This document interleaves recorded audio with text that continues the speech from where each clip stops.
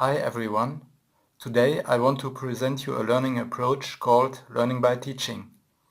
At the end of this presentation, you will be able to define the method of learning by teaching, to explain what are the goals of this approach, to distinguish the different skills of students and teachers, to classify strengths and weaknesses of learning by teaching, and finally to evaluate if learning by teaching is corresponding to 21st century skills and if it is suitable for e-learning.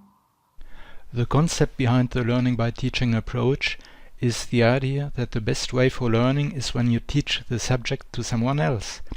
Learning students are encouraged to prepare lessons and to teach the subject to the other students.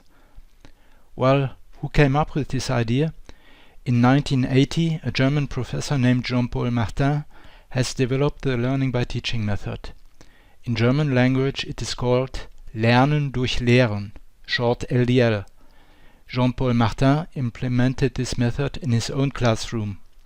At the end of this presentation, I will show you an extract of a classroom sequence. Well, how is learning by teaching basically working? The students have to collect information and to turn them into the content to be presented in the lesson. They have to select a method and to choose learning materials for their peers. The teaching students have also to ask and to answer to questions. This motivates them to master the subject. You may ask, what is the remaining teacher's role in the learning by teaching approach? Well, the teacher must be able to intervene at any time as a specialist of the subject, completing or giving incentives in order to enhance the quality of classroom discussions. He also observes the communication and knowledge exchange between the students and looks for quietness and concentration during the course. What are the goals of this original approach? Learning by teaching gives students the opportunity to gain many competences such as creativity, independence, self-confidence, self-efficacy, teamwork, communication, complex thinking, empathy, knowledge on searching and managing, research methodology, presentation and discussion skills, punctuality, reliability, and patience. What are the strengths and weaknesses of the learning by teaching approach? Well, among the strengths, the most mentioned by the students are gaining teaching experience, improving communication, gaining self-confidence, facilitates learning, supports deep learning, learn by doing and living, and student-centered. Other noted advantages are leads to permanent learning, supports group study, directs students towards research, gives the opportunity to associate the topic with life, and helps students be motivated for the lesson. Of course, as any learning method, learning by teaching has also some weaknesses, especially difficulties experienced in group work, poor preparation that may lead to misconception of the lesson. The peers may not take the teacher, student, or the lesson seriously. The lessons are slowed down by uninterested students, and the fact that the preparation of the presentation requires much time. Is learning by teaching responding to 21st century skills? Well, let's have a look to 21st century skills. Flexibility, adaptability, initiative, self-direction, interaction and responsibility are the challenges to face.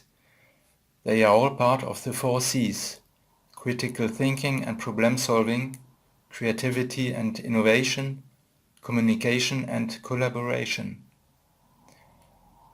These skills have always been important for students, though they are important in our information-based economy. When most workers held jobs in industry, the key skills were knowing a trade, following directions, getting along with others, working well and being professionally efficient, prompt, honest and fair. Schools have done an excellent job of teaching these skills, and students still need them. But students also need to think deeply about issues, solve problems, work in teams, communicate clearly in many media, learn ever-changing technologies, and deal with the flood of information. The rapid changes in our world require students to be flexible, to take the initiative and lead when necessary, and to produce something new and useful. So I would say that learning by teaching improves present and future requirements. Is learning by teaching suitable for e-learning and collaborative learning? Well, I think it is. Collaborative learning is a type of learning where a group of people pool their resources and attempt to learn together. Even if the group is just two people working together, collaborative strategies can help to stimulate interesting debate and allow learners to discover a new perspective on material. Many educators are now turning to collaborative learning strategies to help their students to learn. There are many tools that organizations can acquire to assist with collaboration.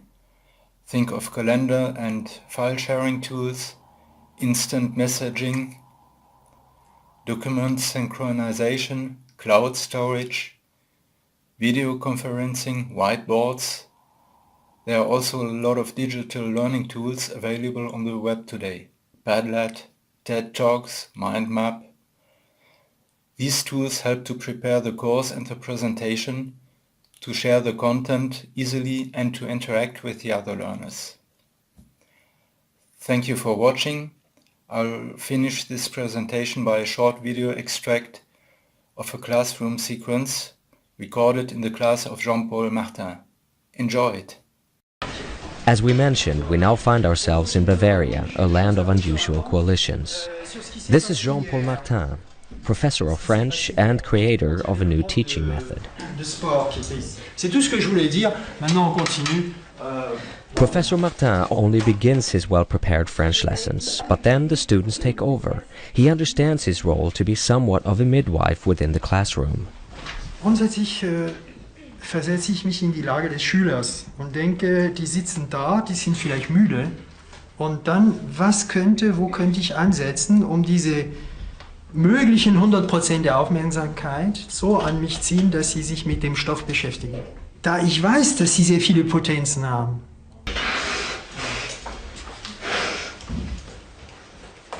Here a student has prepared something regarding the origins of the chanson on the battlefields of the Middle Ages. D'un prêtre. Qu'est-ce que vous imaginez?